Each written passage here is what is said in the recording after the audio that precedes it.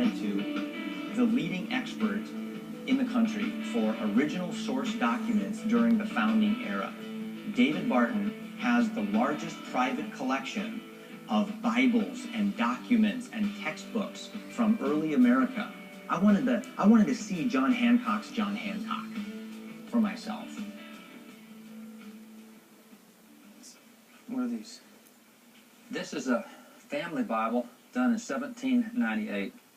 This Bible was funded by about a dozen signers of the Constitution and signers of the Declaration, as well as by President John Adams and Vice President Thomas Jefferson. They're the guys who put up the financial backing to do this Bible. Funded by signers of the Declaration? And the Constitution. Yeah. And the Constitution. Yeah, Gunning Bedford, signer of the Constitution. John Dixon, signer of the Constitution. You had so many of the signers who were part of this. Alexander Hamilton helped fund this Bible. Because they wanted families together. They wanted the Word of God out to every family. Because they believed that would make for a better country. Make for a better country, make for a better faith. And again, this is a product of our atheist, agnostic, deist founding fathers, or at least we're told that's who they are today.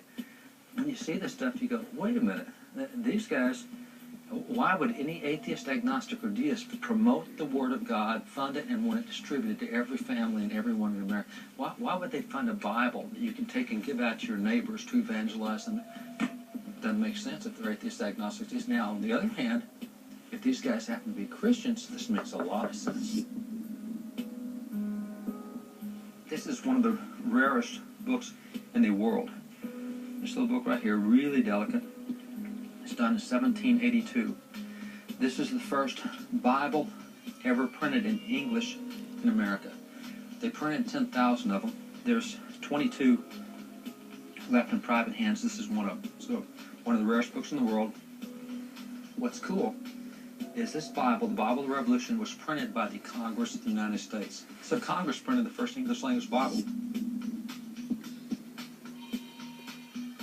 They said in Congress that this Bible is, quote, a neat edition of the Holy Scriptures for the use of our schools, end quote. So the Founding Fathers and Congress printed the first Bible in English, and they did it for the use of schools? I didn't think they wanted the Bible in schools. That's what we hear. That's what we've been told. The Bible was put in schools back in 1647, first public school law. We kept it in schools till 1963 when the court said, yeah, we've done it 320 years, let's do something different. And now we're told the Founding Fathers never wanted the Bible in schools. That one piece of history right there proves the exactly opposite. Real simple. So hold on.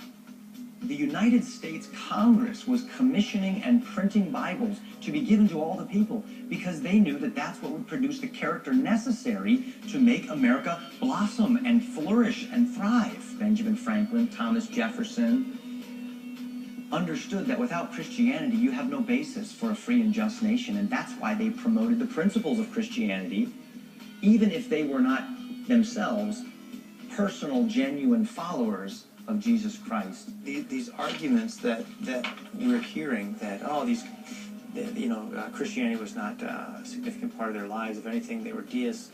They're just simply, those arguments are simply based on ignorance or deliberate denying it. Yeah, anybody who knows history knows it's a deliberate attempt. Now, I believe there's a lot of people who repeat this ignorantly because they simply teach what they were taught in school. They got this in school. But there was a generation that absolutely got this wrong, no question about it, and they did it deliberately. Now, this is a book done by two professors, Kramnik and Moore. These are Cornell University professors. It's a book called The Godless Constitution. These guys, they assert Founding Fathers were all atheists, agnostics, deists, and that's why they gave us the godless document, because they themselves were godless. So they go through and lay it. Now, I find this used as a textbook in universities all over the country. Now, they go through and lay out their whole case. And, I mean, you see the letters we just pulled and documents we got everywhere around here. And you go, what's the documentation for this thing that none of the founders believed in God, that they had a secular government, a godless constitution? And so you look at the footnotes. Yeah, you go to the bibliography at the back, and you get back here to the end, and it talks about a note on sources. Now we're looking at footnote sources. This is going to be cool. And when you get here, look what these two professors say. We have dispensed with the usual scholarly apparatus of footnotes.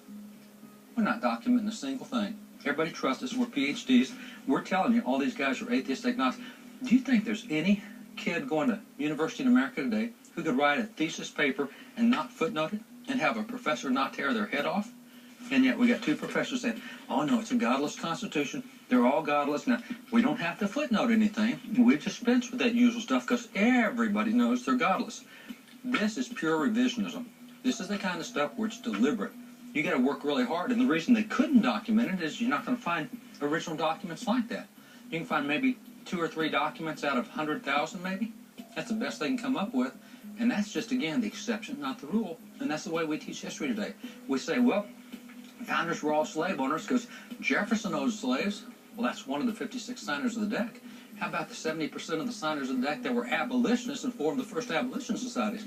Well, the founders were all atheist, agnostic, deists because Jefferson and Franklin. Well, how about the other 54? How about the fact that of the 56 signers of the Declaration, 29 of those guys held seminary degrees? More than half the signers were seminary. We never talked about that. And that's what these guys do. They may find a piece or two here. They don't even footnote it. But they might find a piece or two to prove their case. Every piece they find, we can find 50, 70, 100, 200, exactly the opposite. But this is what kids get in college now. I mean, these documents that I held in my hands prove to me that our founding fathers did not lose that deep faith in God.